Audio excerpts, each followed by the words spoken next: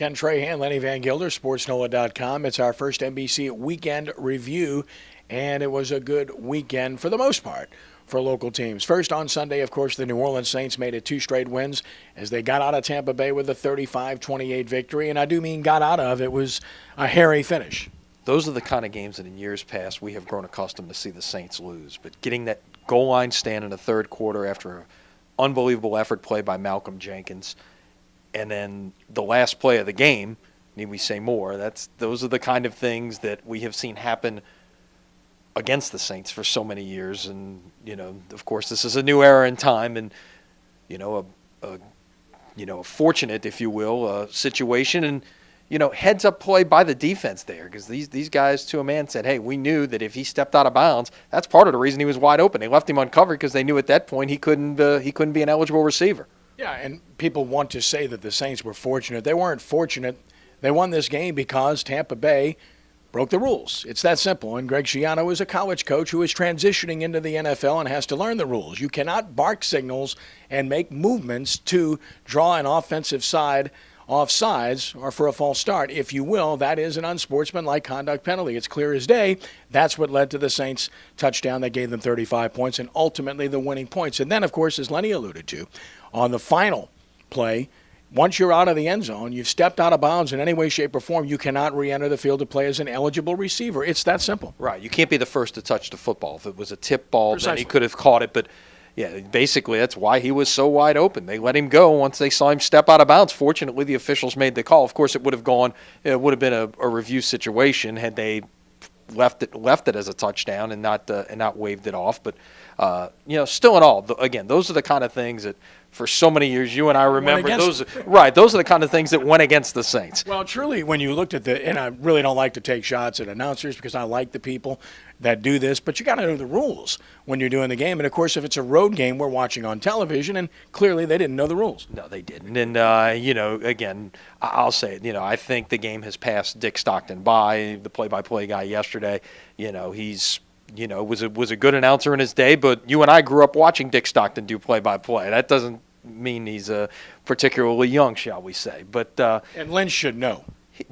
Someone should know. Yeah, exactly. They just didn't see it, whatever. But any case, but hey, everybody has, everybody makes mistakes. Even one of the best in the business yesterday, Jim Nantz, was about ready to call the Jets a winner against the Patriots. So it does happen. Okay, and then of course Joe Vitt returns. What difference do you think this will make, if any? One, it's one more person in the room. Two, Vitt comes with a lot more fire than Cromer does. He is a lot more like the persona of Sean Payton than Aaron Cromer. Going with Cromer meant you left your offensive and defensive coordinators in their positions and didn't make a change there. Vitt is the assistant head coach. So I think this is big. I found it interesting. There was one report early yesterday that he was going to meet the team at the plane in New Orleans and be there to greet them.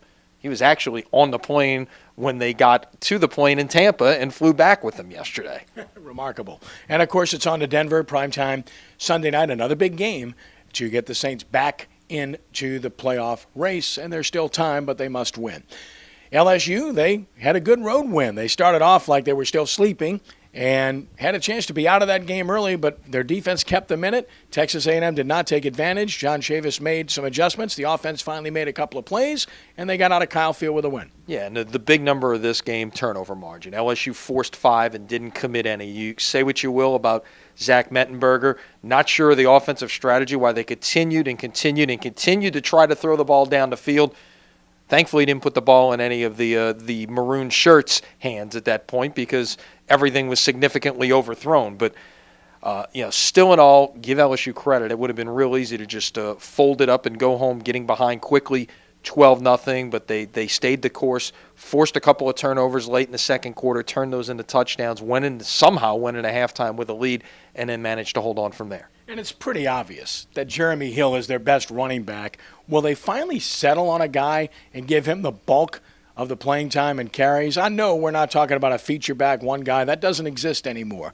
But at least two, with the one guy who's the most productive clearly getting the ball more. Well, I think you can make that case for a lot of teams in this area. I think you could say the same thing for the Saints in terms of who they should be feeding the ball to instead of spreading it around. So anybody but right. Ingram. Right. It's an interesting conundrum. Running backs will tell you that the more they get the football, the more they, the better they get as they go along. But obviously, guys have different strengths, and you want to be able to spread it out. So. Sounds like a discussion for a Monday on Sports NOLA TV. I think you probably figured where I was going with that. Tulane played pretty well, but lost at UTEP. Boy, this was a strange game. All the points in the first half. And in the second half, Tulane gets a field goal. Nobody else scores. That's a very unusual type of game. Ryan Griffin played well again, but that's a disappointing outcome. Yeah, you really feel like if you get that kind of game out of Griffin, well over 300 yards passing, no interceptions, only one turnover for Tulane late in the game on a fumble, that ideally you should be in position to win the game. And they were, but they just couldn't get it done. And obviously this is still a team that's learning how to win. A great win 2 Saturdays ago against SMU, coming back in the last minute. It would have been great to turn that into 2 in a row. They come home with 2 legitimate chances with UAB, with Rice the next 2 weeks. SportsNOLA.com has the best prep coverage in the state. Make sure you check out everything we have at SportsNOLA.com. And, of course, Monday night, you've got WHNO Television and Sports NOLA TV at 6 p.m. Tune in. John Forcade, our special guest, with Brian Alley Walsh, Torrance Small, and I at 6 p.m. Monday night on WHNO. And then Tuesday night on WHNO, it's Jesuit and Brother Martin, 8 p.m. Check out this big 9-5A battle from this past weekend. And a blockbuster coming up this weekend, which we'll show on WHNO the following Tuesday, and that's the Unbeaten's Rumble and Jesuit. Should be a good week. Really should be. It's getting down to crunch time in prep football. Week 9, 2 more weeks of the regular season to go, and then it's on to the playoffs, and I know that's your favorite time of the year. Always my favorite time of the year. Lenny, it's a pleasure. Thank you. See you later this week. Thanks to First NBC Bank and their 30 locations throughout the metropolitan area for their continuing support of SportsNOLA.com. For Lenny, I'm Kenny. God bless. Have a great day.